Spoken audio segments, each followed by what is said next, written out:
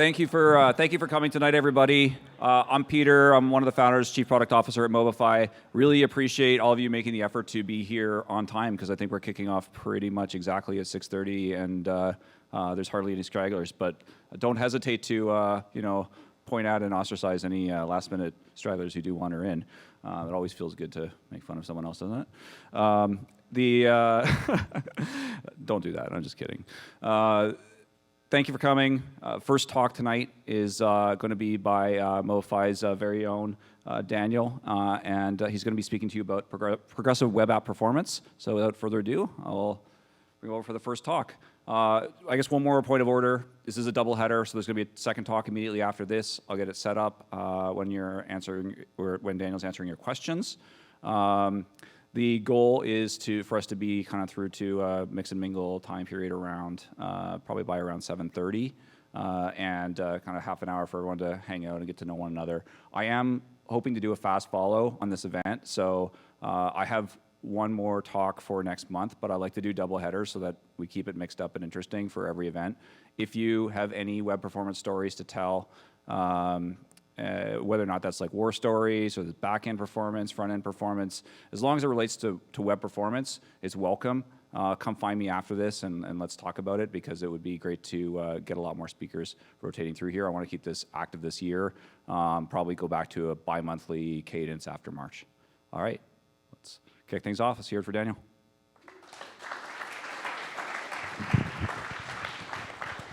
All right. Hi, everybody. I'm Daniel. I am a full-stack engineer here at Mobify, and I'm going to talk to you a bit about some of the things that we've done on the front end for getting good performance in our new progressive web apps. For those of you who aren't familiar, a progressive web app is a web application, a website that aims to provide an experience that's similar to a native app. So we really want the kind of smooth experience that is a hallmark of a native app, but on the web. Google really loves this idea. The Chrome team has really been pushing this. They've got help from, I think everybody's on board with this except for Apple. That's really nice. But Google has been sort of the driving force behind this, because they really would like to see good things come to the web as a platform. However, even though Apple is not up for PWAs necessarily, we still are able to use techniques in our PWAs that work well on iOS to provide a better experience. So here at Mobify, we've built a toolkit using React and Redux to build single-page app progressive web apps. We have encapsulated all of the best practices that we know of from our long experience building mobile websites, and performance, user experience, everything. We like these apps to be best in breed, and we think that we are able to do that. And I'm going to talk about some of the ways that we get good performance using these tools. I'm going to start out with things that happen in the browser process itself. So in-page caching using Redux. Redux is, for people who aren't familiar, Redux is a state container that's often used with React apps. Basically, it provides a single object accessible throughout the app where we can store data, and then allows us to easily access the data in the store. It's a really nice architecture, and I'm really glad we're using it. And crucially, we use it to store things that we get from backends. So we have part of the store that stores page state. So if you're at a product page and the thing comes in 4 different colors, we can store which color did you select. We can store that in the Redux store, and that's sort of a user piece of data. But we also store the product details in the Redux store. And if we design the schema for which we store the server information really well, then we can provide a really high performance experience. And the really nice thing is this all works with the web features that are available everywhere. I mean, I don't know if Internet Explorer is able to do this, but Safari is, so that's nice. All right, the first technique that we use is making sure that every piece of information we get, we keep. So often when you're building a website, e-commerce is a really good example for this because there's definitely categories of things that you have that all come from one template. Sort of naive design for this is just to store whatever is representing what's on screen. And we've not done this. We have decided instead to keep every page we've ever visited in this session in the store. And this allows us to get very fast transitions for navigating through the app if you've already visited that part of the app. So I have a little video here of our category page on our demo site, which at the time I took this video had quite a slow backend. So it's definitely clear what stuff didn't require the backend. All right, so I'm on this page, and I go up to the menu and navigate to a different page. On the different page, then I navigate back. Look at how fast that was. Also, I don't know why my screen here wasn't updating, so that's why the narration didn't match the picture. But I could show it again. So yeah, we navigate from one category to a different category, and then that loads, and we go back to the first category where the data is available immediately. I must admit, the first time I saw this, it was a bit shocking. Anyways, so this is what the inside of our Redux store looks like. So we have two different paths within our app, and we have, for each of them, the data that's useful for it. So we have the list of products, we have the title, we have item count. You know, we can't just use the length of the products array because maybe it's paginated and, you know, we only got the first page's worth of products. Yeah, we have everything we need to re-render the first page immediately. A related point is we need to realize that there are sort of redundancies in the data that we get from the back end. So when you load a category page, it loads a lot of information about products. It loads titles, it loads prices, probably loads images, important things that we know and can use on the product page. So we, instead of storing everything siloed per template, we store things in a central location and make sure to fill out whatever we can get from whatever page that we've received from the back end, whether it is information on a product listing. We can say if you have a list of categories on your homepage, you could pre-populate that. But definitely the place where this comes in the most important in our apps is when we are going from the category page to a product page. So I have another small video here. So again, I'm on this category page, and say I click on one. Now it loads the title and the placeholder image immediately, whereas the description we had to wait for. This is a much smoother experience than if it had shown the loading screen for those few seconds we were waiting for the response from the back end. And this is sort of what it looks like. So this is after we've been to the category page, but we have not been to a product page. We still have, for each of these product URLs, important information like titles and prices.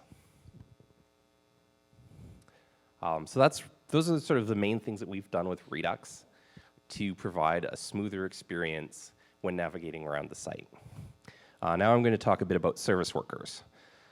So service workers are a new API. This is something that's been in Chrome, it's been in Firefox, and it's recently even in Microsoft Edge, I think. And it's been available for coming up on 2 years now. And essentially, the service worker is a JavaScript program that we can register on a secure site to control requests made from a scope. So you have pages that exist in the service worker scope. The service worker is able to see and modify all the requests that are made by pages in that scope. And it really has full control. This is a very, very powerful place to be for code. So in particular, we can take the request and we can substitute something different. We can substitute something we've cached. We can substitute some generated data. There are lots of things we can do in the service worker locally without touching the network. And again, no iOS, no Safari, but most other things. And one of the reasons this is really good is reload performance. I can't imagine that 5-10 years ago, very many of us would have had to care about reload performance. It's not something that happens a lot, but in the new world where we have mobile browsers that kick your tab out at the slightest provocation, you need to have a site that loads back up quickly. And service workers can really help with this. We can actually reload the page as it was before without any network. We do not need to make a network round trip before something useful or even usable appears on the screen. We can cache everything we need in the service worker so that this happens. Though this does require us to choose a caching strategy that helps us do this. I'll be talking about Cert Sw Toolbox, which is a helper library that Google has released. It allows us to use the most common service worker caching methods without having to implement them ourselves. It really makes the code very simple and declarative. The caching strategies are defined as functions, and it has a API for attaching those to various root regexes. So we can, for example, apply a caching strategy to all files that end in .png. We can apply it to all files that are on this domain. We can apply it to, say, web fonts. We can do pretty much whatever we like. So I'm going to go through a few caching strategies. Probably the simplest conceptually is the network first strategy. So network first is about what its name sounds like. First, we make a network request. If the network request fails, then we get a cache response from the service worker. If the network request succeeds, we, of course, put the response in the cache for later. This really is very cautious for data that might be updated. It will always give you up-to-date data if you can reach the backend. But it's slow. There's no way to get anything back from it until you've already had a network round trip. We can flip this around and use a cache-first strategy. So in this case, if there's a cached asset, then it doesn't make a network request at all. It just returns the cached asset immediately. For things that we've cache broken, things that we know don't change, this is great. It means we fetch them once, and we will never have to fetch them again, which is very nice. It really speeds things up, especially if most or all of your assets are cache broken, which for our apps they are.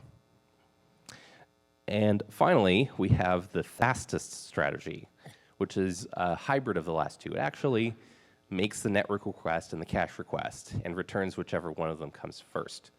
And naturally, if there's a cached item, it's the cache that wins. However, the network request still happens. And if the network request completes, what it's able to do is update the cache so that next time that resource is accessed, it will be the new version if it's changed. This is great. We really use it for things like images. So actually, I've got another slide here about caching strategies. We use all of these strategies. So we generate a bunch of assets with Webpack, we have web fonts, things like that are cache first. Once we've downloaded them once, we know they're not going to change. We have an image cache, which actually it says 15 here, but it should say 40. We keep the last 40 images that have been requested from the page in the image cache. These don't change very often, but they might change. So we do the fastest strategy to make sure that at the very least we update the cache. And anything else we capture using network first. This allows us to have everything load even if the device is offline. And in fact, in the time since I put these slides together, we've almost finished a feature for having offline status in our apps. And rather than sending the user to just, okay, your request failed, here's your Chrome screen, we actually are able to let them still navigate around the site for everything that's in the Redux Store, which is really great. When your connection drops out for a second, maybe you won't even notice. So that's pretty much all I have here. So I will take questions while Peter changes the laptops. Thank you.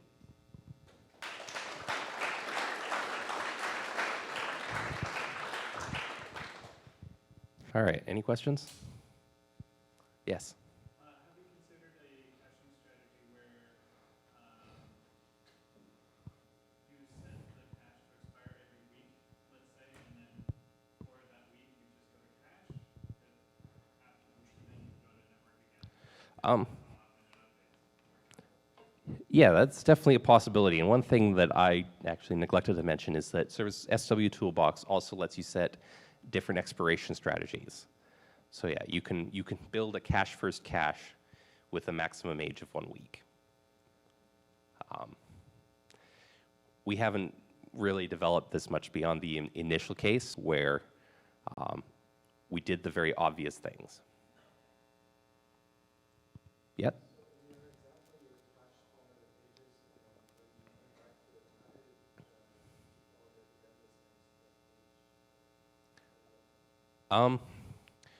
So yeah, asking about the event listeners for the page.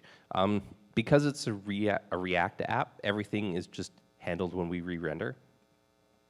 So when we get the navigated to a new route, sort of event, then we re-render the app with the new stuff. But we don't have navigation between the two pages.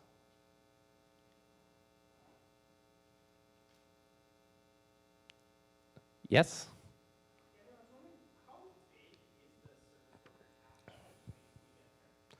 To be honest, I don't know, and it is badly specified. The size of the service worker cache is some fixed amount that if you go over, Chrome will throw your stuff away. But I don't know what the size is, and when I looked, it was not easy to find.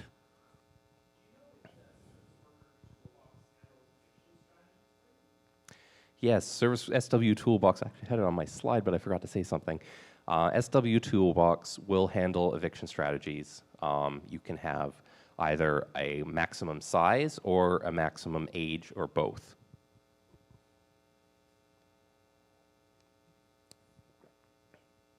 Yes? Do service workers allow you to predict what people might likely access next, or what future requests may occur?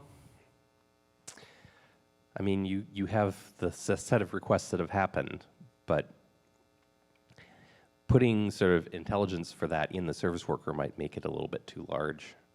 I don't know if we really have the processing time. And importantly, the service worker only runs in response to events. There's basically no way, there are specifications for doing this, but they aren't really happening yet, where we can make the service worker wake up periodically and check for things. But normally, unless you make a request, the service worker does not run.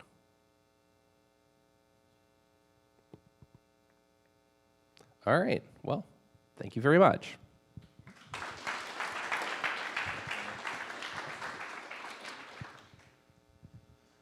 So I've already introduced myself. I can skip that part. That makes that easy.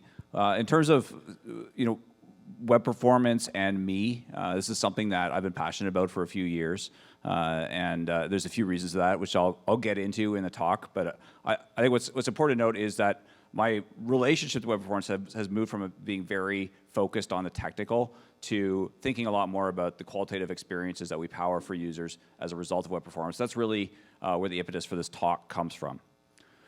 When I'm thinking about a product feature from the perspective of my role leading our product team is I always want to answer the question, why? Why are we doing this? What are the things that we're doing for our users? What are the things we're doing for our customers?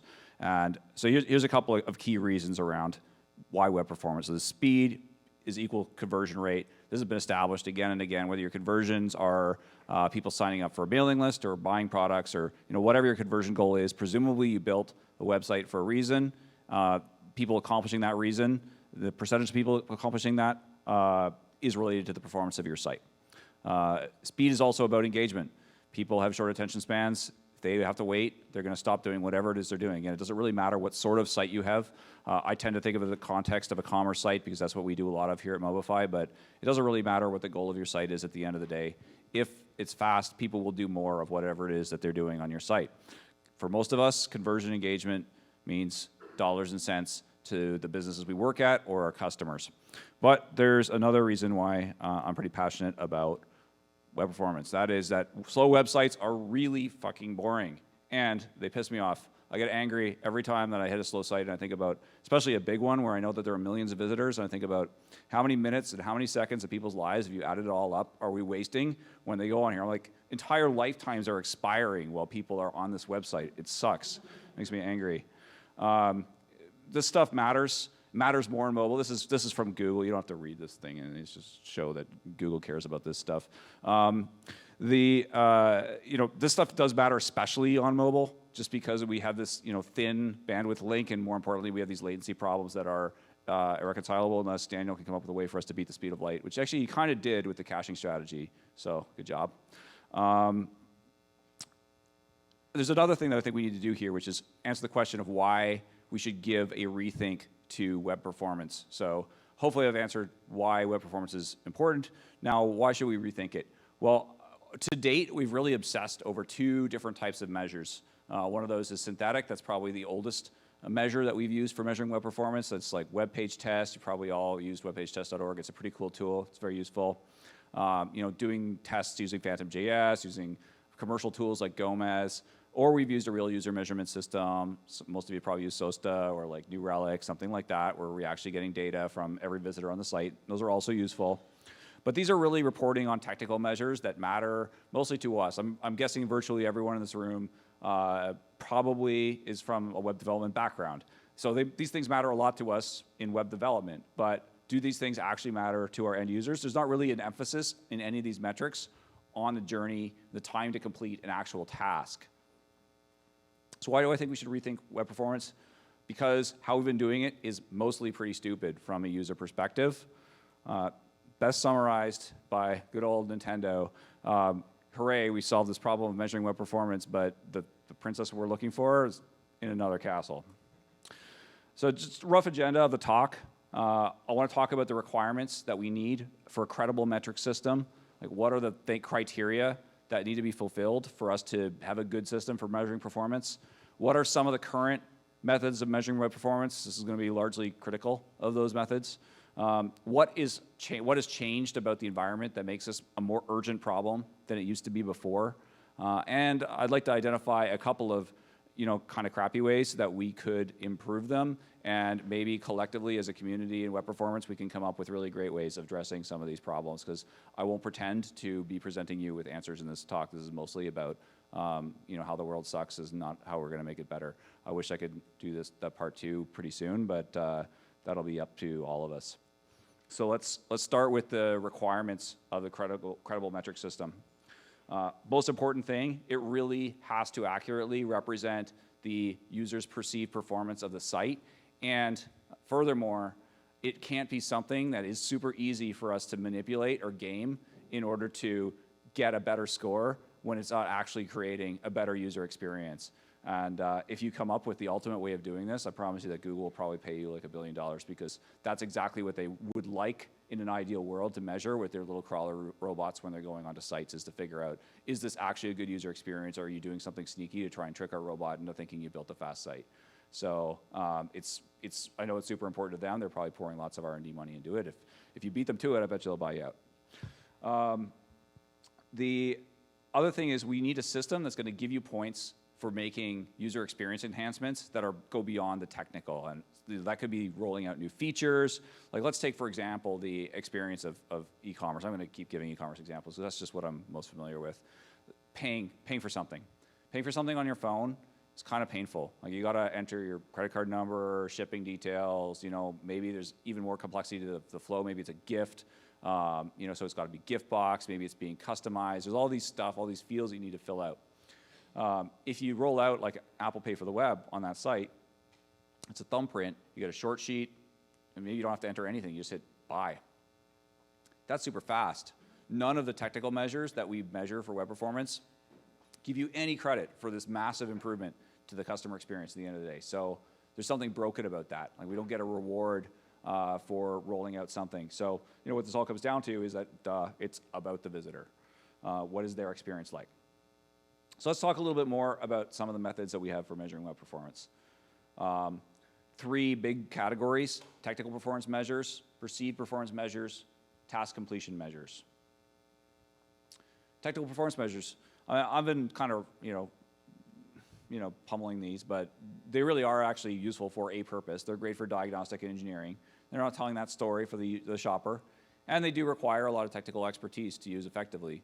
This is just kind of an example of the Chrome inspector tools. I would have given my half my teeth to have these tools 10 years ago when I was a lot more hands-on doing this stuff. So it's really amazing the quality of the tools that we have now for actually inspecting what's going on with web performance, because before the last few years in Chrome Inspector, most of this stuff was totally invisible to us as developers. So it's fantastic that it's being exposed, but in some ways it's also a negative, which is like more and more, where are we going to tell us the story about our web performance? We're going to hear as opposed to looking at qualitatively what's the experience. So I'm going to call these the Undead performance metrics. They're ugly. We use them a lot. DOM content loaded is probably the worst offender here. What's so bad about DOM content loaded? Well, for starters, practically every event handler that gets bound to a page load is probably bound to DOM content loaded. So when that sucker fires, if you got like 100 third-party JavaScripts in your page, your whole page is just like going to freeze up for like the next 30 seconds and nothing's going to work. Just go to pretty much any publisher ever that's on a non-AMP page, and that's the experience you're going to get. So DOM content loaded sucks. Load sucks. Why does it suck? Well, again, there could be all kinds of events happening after the load event fires. The page could be quite meaningfully usable before the load event fires, because like that's everything that was in the initial page load, including all the images, all that stuff. So maybe all that stuff is above the fold and it's actually useful. So like, when the hell is a page loaded? What do we say about what event state can we say that this is actually ready to use? And it would be fair to ask me at this stage is like, okay, Commander Cynical, like how can we actually do better than any of this? One step forward in the right direction for doing better is perceived performance. A lot of you probably have seen stuff around perceived performance because it's been talked about for a couple of years. I think Steve Sodders is one of the first guys that came out and started talking about this. And it focuses on events that are actually perceivable to the visitor, with the idea that if someone perceives something to be fast, that's reality. It doesn't matter whether or not it's technically actually fast or not. A couple of non-computer science world examples of this that are kind of interesting and funny is like, one, elevators. Have you ever wondered why they put mirrors in elevators or elevator lobbies? It's because people like to look at themselves a lot, and they do it whenever there's a mirror around, and when you're doing it, you don't notice how long the elevator takes. That makes it much more pleasant to sit around waiting for an elevator. The second example is, if you've noticed in the last few years, if you're in an airport, how long it seems to take you to get from your airplane to the luggage carousel. That's not an accident. They have been moving the planes farther from the luggage carousels, because if it takes you 25 minutes to walk to the luggage carousel, it seems like your luggage comes out really fast. It's just perceived performance. There's still a limitation of this, though. Pretty much everything here, it focuses on like a quantum of web experience, like a single page view, and that's still limiting, because unless you are just publishing content and your goal is really only to get your visitor to read one thing on your site and visit it all inside of one page, that quantum is not a meaningful metric for the overall task completion or like what it is that the person wants to get out of your site. They probably need to visit multiple pages and get different experiences there. So it's a little bit weird to focus entirely on just one page. Let's dig a little bit deeper into the key measures here. And even these are not that trivial to get in a sort of a real user measurement perspective. So the first one is time to first contentful paint, and that's kind of answering the question, is it happening? Is something happening at all? So a user question might be, has my navigation started? I've got flagged here, where we could say if time to first contentful paint is in the CNN.com example. The time to first meaningful paint is kind of answering that is it useful question. So this is when there's critical content that you can see, primary navigation is visible. I'm going to go out on a limb and say that CNN's using some kind of like typekit font library, and that's why we didn't see the title of the page render when we started getting the first rendering of the page. So downsides of using third-party fonts and other things in the web page, because obviously you can see it here and it's affecting their time to first meaningful page. Time to interactive. Is it usable? Can I actually engage with the page? Can I scroll? All this stuff. I'm going to focus on time to first interaction because I think that of the perceived performance measures, this is really kind of the critical one. There's not much you can do if you can't scroll the page, like especially on mobile, you have a pretty small little window into the world on your phone screen. So time to first meaningful paint is so-so. Time to first interaction, I think that's the most important measure. So this is a really good measure of perceived performance. And in terms of how you figure this out, requirement 1, DOM content loaded definitely has to have fired. So we know that DOM content loaded handlers aren't going to have any more page changes, etc. The event changes are going to be bound. Yeah, nobody likes a surprise, especially not this guy. Requirement number 2, we need that main browser free for user input. And this is kind of the difficult one to measure because you need to figure out like what's actually going on in the background. I gave that example of there being 100 third-party scripts in a site executing right after DOM content loaded fired. I wish that was a joke, but like that's actually probably the case for an awful lot of sites out there. So that one is super difficult to get at, and I will let someone more technically minded than me go into the details of how you could figure out whether or not the main browser thread is actually free for user input. But it's it's not something that's completely trivial. Commander Chrome, Alex Russell says it like it is. So let's say I'm on a content-heavy site, but scrolling is locked up. How valuable is it to me that it's painted? Just pointing out that this time to interaction thing is really very important. If you can't interact with the site, we can't really consider it meaningfully loaded from the user's perspective. And it's got a whole bunch of other names. So moving on in the agenda to the what has changed? What's the level of urgency about now? Well, we've got new technologies. I wish it was the Voltron technologies, but we could hope for a reboot at least in the near future. I'd say progressive web apps are that new thing that's just driving urgency behind this. I think that just kind of reading through the new subscribers to Vancouver Web Performance, I saw a lot of people talking about progressive web apps as one of the things they were interested in for signing up for this. And I mean, maybe part of that was because this is the talks for tonight, but I think also the emphasis that Google has been placing on these over the last 12 months is starting to pay off, and there's a tremendous amount of interest in the community. I wish I'd thought to stick this in my presentation, but there's a great graph of progressive web apps and responsive web design. If you go to Google Trends and just punch those two in, and you see like the curves are kind of on opposite trajectories. It's pretty interesting to see what's going on there. So yeah, in case you missed it, a progressive web app is an awesome single-page app. With some extra features. Daniel's talk covered a lot of what was cool and interesting about a progressive web app. Interesting to note there is first page load still matters for a progressive web app, of course, because that's the boot up time, and if the person's getting a bad first experience with the app, it can be hard to recover from that, or they might not stick around to realize that the rest of the experience is lightning fast. But it matters less because that's the only page load that's going to happen in the entire experience, hopefully. So I'm going to say that here's what I would like to propose as a kind of a new way of thinking about this is looking at time to task completion. I think this addresses all of the key problems that we have, is looking at it like user tasks on the site and figuring out how could we reliably measure this? Now, I mean, of course, I can figure out how to measure this in a laboratory setting where we're just observing users and like we sit there with a stopwatch and you ask them to complete a task and they go through it. That's great for like, n equals 20 or something. I want to do n equals 100,000, so I want to find some way to basically automate this and measure it across hundreds of thousands of people, and that's where things get really tricky, is like how do you figure out intent, if someone's going on or off that path, like no one takes a fully linear journey. Again, e-commerce example, buying something, it might be perfectly okay that someone's browsing around 10 different pages before they go through the checkout, even though they really only had that one task to complete. So how do I figure that out? This is really tricky.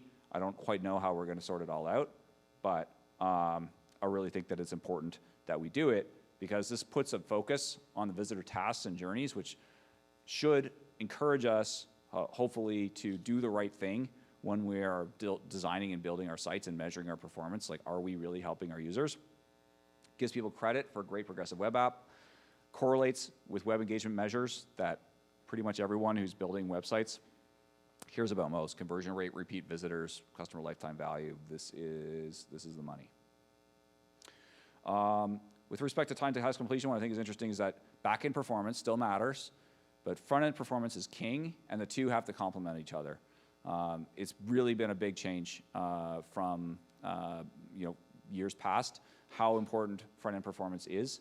Actually, kind of coming back to my riff on speed of light, it's like the reason why front-end performance matters so much in mobile is that if you want to get 30 to 50 millisecond reaction time to any interaction that someone does on the phone, you have no choice but to take that action in the context of the browser. You can't make a client-server request in 30 to 50 milliseconds, even on desktop on a LAN that's tight. You could do it, but it's getting tight.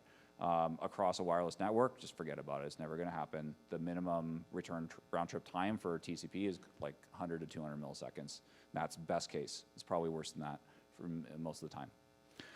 Time to task completion helps us understand impact of major innovations like, say, payments for the web. So actually rolling this out, you'll get credit for this using some kind of time to task completion measure. We do know that users, for example, abandon their checkout, but this changes the time to complete from minutes to seconds. So that benefit wouldn't be reflected in any of the technical measures that we talked about earlier. Another example, Credential Management Api, a really cool way to get federated sign-on into your site. Signing in is a big problem. People abandon sites all the time because they can't remember the password or whatever, and they try and do a password reset, and then they forget about the email, and they just don't care enough to figure it out. And at the end of the day, you've just lost a user.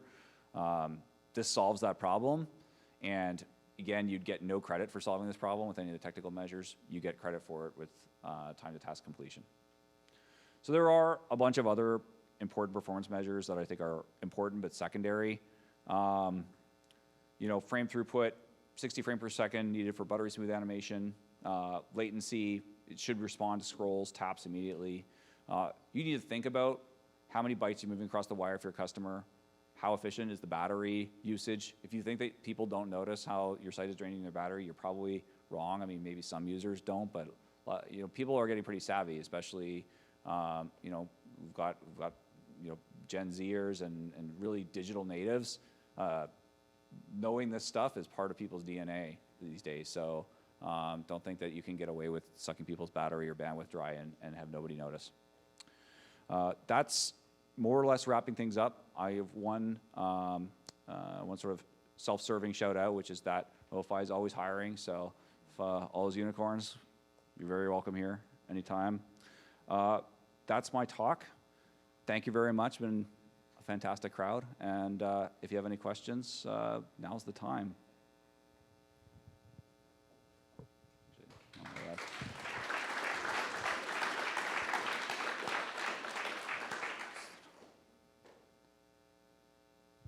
Question over there. I'm going to ask a completely stupid question.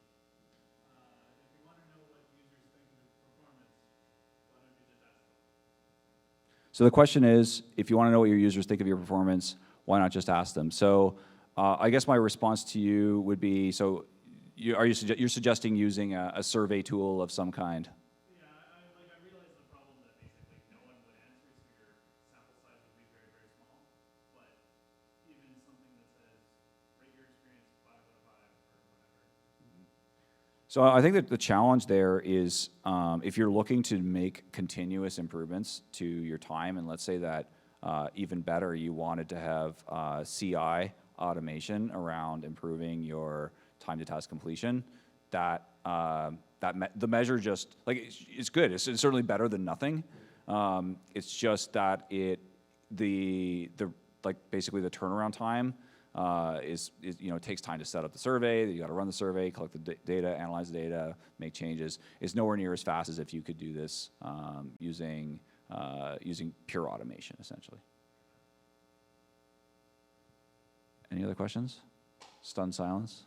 Oh, in the back. You touched on a little bit that the task completion measure in synthetic versus RUM.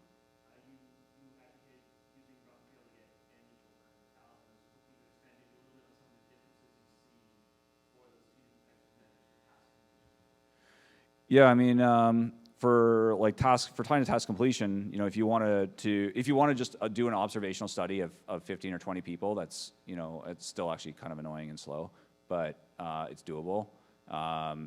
But you're still using an awfully small sample to try and get a representative sample of your total population. I mean, if you're running any kind of large website, you probably have hundreds of thousands, if not millions, of visitors. So are you really going to be able to pick 20 people whose tasks are representative of that larger population? So you're just going to have way more accurate information from being able to look at this in some automated way across the population. Does that answer your question? Yes? Has there been any surprising speed performance based off of the perceived? So you were talking about the perceived speed. Mm-hmm. Aside from the assigning to services and the pay and rotate, are there other surprises that Mm-hmm. speed, but just with perception? Yeah, I think the earliest hacks that have happened around this are stuff like trying to optimize for above the fold rendering, and nobody that I know of has managed to do this in an automated way, like something that you could just I just flip the switch on this automation and it just figures out above the fold rendering for me. It's usually this really tedious manual process of slicing out what CSS do I need? Can I make that CSS file an initial boot CSS file 5 kilobytes big, and so I can. It's a horrible manual process, and where it usually falls apart is it's not maintainable. So then someone goes in and makes a slight change, and suddenly everything's all screwed up. So that's in terms of perception of performance, that's sort of the earliest attempts that I've seen at it, was doing that, was hacking things, just looking at the load order of the page to try and make things load fast that way, or appear to load fast, even though page load was maybe taking just as long as before, but the time to interaction was optimized. In terms of other new technologies, service workers is certainly relevant. If you've seen accelerated mobile pages, that little AMP and lightning bolt icon on mobile pages on your Google search results, that's a pretty big step forward, and Google's achieving that with a bunch of dirty tricks. And it certainly increases the real performance, not just the perceived performance. So there's a few things out there. I think the big ones are payments, service workers, and the Credential Management Api. But if I think of any others, I'll let you know. Yes?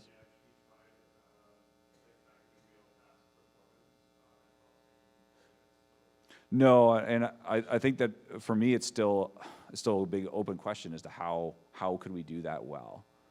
We certainly have lots of user measures in place across our customer sites, but how could we understand when journeys are nonlinear? How can we understand whether or not the person felt that completing the journey was fast? And how can we do that just with the data that we have at our disposal?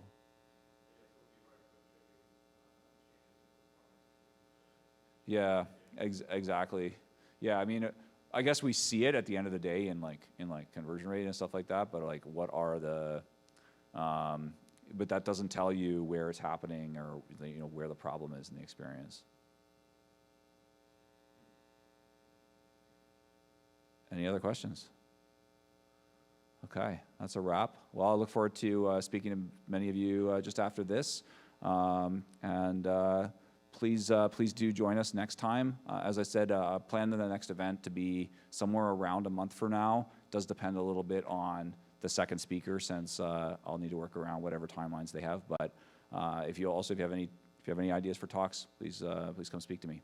Thank you very much. Talk to you soon.